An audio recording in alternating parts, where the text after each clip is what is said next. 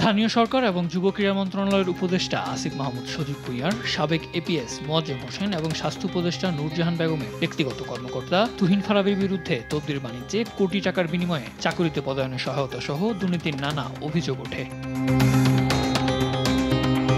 অনেকটা একই ধরনের অভিযোগ উঠেছে নবগঠিত রাজনৈতিক দল এনসিপির সাবেক নেতা এবিএম গাজী সালাউদ্দিন আহমেদ তানভীরের বিরুদ্ধে।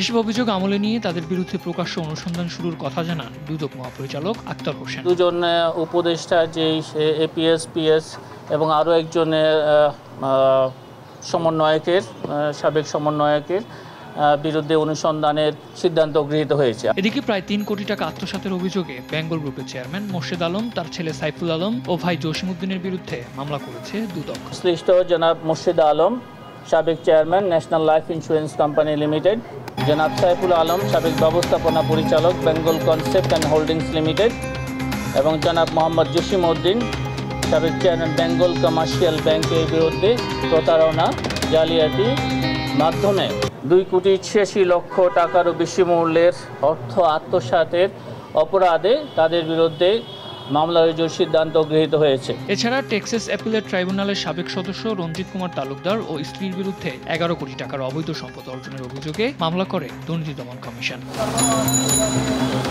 সাদ আহমেদ, দেশ টিভি, ঢাকা।